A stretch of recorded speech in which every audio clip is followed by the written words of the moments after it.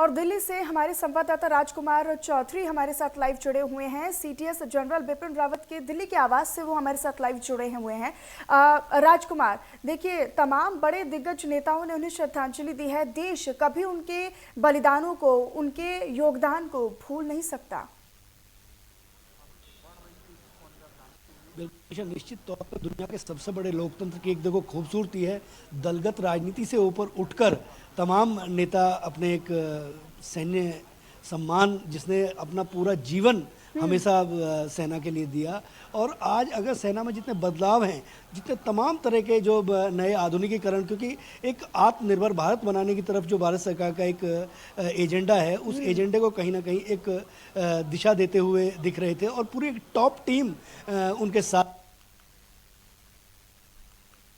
केवल एक पार्टी के लोग, तमाम धर्मों के लोग आकर यहाँ अपने विपिन रावत को और उनके और साथियों के साथ जो लोग इसमें अटैच हुए हैं, उनके कहीं ना कहीं साथ हुए हैं, उनके कहीं ना कहीं उनको श्रद्धांजलि देते हुए दिख रहे हैं। मैं अपने कैमरा पर्सन से सीधा कहूँगा कि वो एक बार बिल्कुल, हम भी अपने दर्शकों को तस्वीरें दिखाना चाहेंगे। मौजूदा तस्वीरें क्या कुछ सामने आ रही हैं राजकुमार?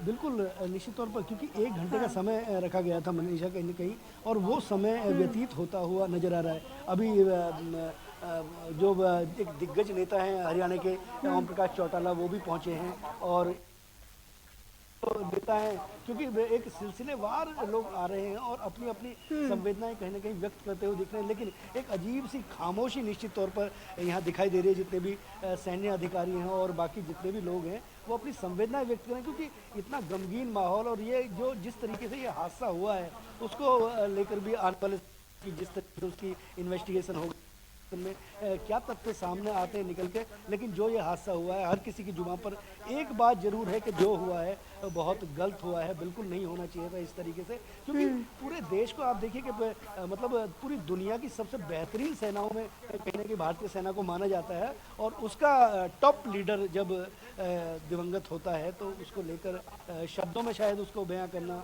मुनासिब। लेकिन राजकुमार, देखिए, तमाम उनका योगदान जो है देश के विकास के लिए, किस तरीके से उन्होंने देश की सेना को मजबूत करने का काम जनरल बिपिन रावत के नेतृत्व में हुआ, और किस तरीके से तमाम कामयाबियां उनके नाम पर हैं, तमाम उपलब्धियां उनके नाम पर हैं, उसका जिक्र अगर ना किया जाए तो उनको याद करना मेरे ख्याल से तो याद ही नहीं किया जा सकता, जब तक कि देश ने जिस तरीके से कामयाबियां हासिल की है वो उनके नेतृत्व में ही हो सकता था। बिल्कुल मनीषा, निश्चित तौर पर, क्योंकि अगर देखा जाए पूरे कैरियर को, क्योंकि हिंदुस्तान की सेना को हमेशा यहाँ के सैनिकों को दुनिया के सबसे महत्वपूर्ण सैनिकों में माना जाता है, और इस बात को विपिन रावत ने बहुत अच्छे तरीके से।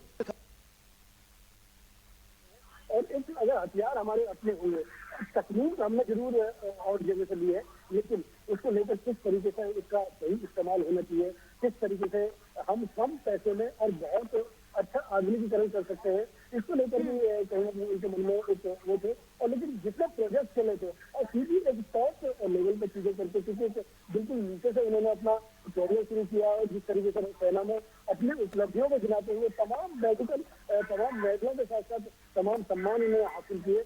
आज निश्चित तौर पर उसको देखने को कहीं अपने उसके प्रति जो प्रेम जो उमड़ा है, क्योंकि तमाम जो सत्ता के लोग हैं, जो राजनीतिक लोग हैं, उसके अलावा समाज से जुड़े हुए तमाम धर्म के लोग, अभी मुस्लिम समाज से भी कुछ लोग आए, ईसाई समाज से भी कुछ लोग आए, अपनी अपनी संवेदनाएं हर व्यक्ति व्यक्त करना चाहता है। अच्छा, लेकिन राजकुमार, देखिए, चीफ ऑफ डिफेंस स्टाफ का अंतिम संस्कार है पूरे मिलिट्री सम्मान के साथ, सैन्य सम्मान के साथ, राजकीय सम्मान के साथ होगा। उनके अंतिम संस्कार को लेकर अभी क्या कुछ प्रक्रिया चल रही है? मन से उसको अभी तक जो संभावना जो व्यक्त की जा रही है, क्योंकि यहाँ पर तकरीबन 2 बजे के बाद यहाँ से उनका पार्थिव शरीर पूरे राज्य के सम्मान के साथ निकलेगा। उसके बाद डिफेंस को भी यहाँ से तकरीबन 9.5 किलोमीटर का जो एरिया है, उस एरिया से सारा निकल के जाएगा। सुरक्षा के व्यापक इंतजाम किए हैं, क्योंकि अपने सेनापति को कहीं ना कहीं श्रद्धांजलि देने के लिए तमाम सैनिक यहाँ पर तकरीबन 5000 के आसपास जो सैन्य कर्मचारी हैं, उनको लगाया गया पूरे प्रोटोकॉल के साथ। सड़कों के किनारे किसी तरीके का जाम न हो, सारा ट्रैफिक व्यवस्था को किस तरीके से मैनेज करना है, उसका ब्लू प्रिंट पूरी तरीके से तैयार कर लिया, कहाँ से किस रास्ते पर निकल के जाएगा। और इस साल के 4 बजे के आसपास तक इसकी संभावना व्यक्त की जा सकती है कि शायद कहीं ना कहीं मुकाबले बिल्कुल राजकुमार, देश के लिए एक ऐसी क्षति है जिसे पूरा कर पाना बिल्कुल नामुमकिन है, अपूर्णीय क्षति इसको माना जा रहा है। राजकुमार, अपनी नज़र लगातार बनाकर रखिएगा, हम अपने दर्शकों को आपके द्वारा पल पल की अपडेट और जानकारी पहुंचाते रहेंगे। बहरहाल बहुत बहुत धन्यवाद आपका इस तमाम जानकारी और अपडेट के लिए। तो रक्षा मंत्री और गृह मंत्री राजनाथ सिंह और अमित शाह ने भी श्रद्धांजलि अर्पित की है और एनएस से अजीत डोभाल भी यहां पर श्रद्धांजलि अर्पित करते नजर आए। हरियाणा के मुख्यमंत्री मनोहर लाल ने भी, और आप तस्वीरें आप सीधे देख रहे हैं, दो तस्वीरें आप देख रहे हैं श्रद्धांजलि सभा की, जहां नम आंखों के साथ पूरा देश आज उन्हें याद कर रहा है। तो रक्षा मंत्री राजनाथ सिंह इस श्रद्धांजलि सभा में मौजूद हैं। बरार स्क्वायर पर ये आयोजित की जा रही है। दिल्ली कैंट में अब से थोड़ी ही देर बाद अंतिम संस्कार जनरल बिपिन रावत और उनकी धर्मपत्नी मधुलिका रावत का होगा। मधुलिका रावत को भी श्रद्धांजलि देने के लिए तमाम दिग्गज नेता और सेना के तमाम बड़े अधिकारी यहां पर पहुंच रहे हैं। लेकिन ये दो तस्वीरें, शहीद जवानों को भावभीनी श्रद्धांजलि अर्पित की जा रही है।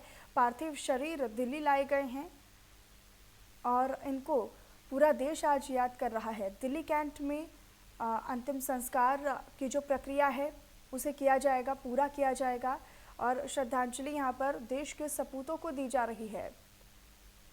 तो देश आज पूरे राजकीय सम्मान के साथ, सैन्य सम्मान के साथ इन्हें याद किया जा रहा है, श्रद्धांजलि अर्पित की जा रही है और आज नम आंखों के साथ इनके किए गए योगदान और इनके किए गए तमाम सेना के प्रति इनके कामों को याद रख रहा है, क्योंकि जो इन्होंने काम किए शायद वो कोई और नहीं कर पाता। जिस तरीके से उन्होंने देश के लिए, देश की सेना को मजबूत करने का काम किया, वो शायद कोई और ही कर पाता। तो राष्ट्र रक्षक को नम आंखों से श्रद्धांजलि दी जा रही है। मधुलिका रावत को भी श्रद्धांजलि दी गई। हालांकि ये तस्वीरें पुरानी हम आपको दिखा रहे हैं, लेकिन आज किस तरीके से पूरा देश याद कर रहा है। पार्थिव शरीरों को एक एक कर सैन्य सम्मान के साथ श्रद्धांजलि अर्पित की गई।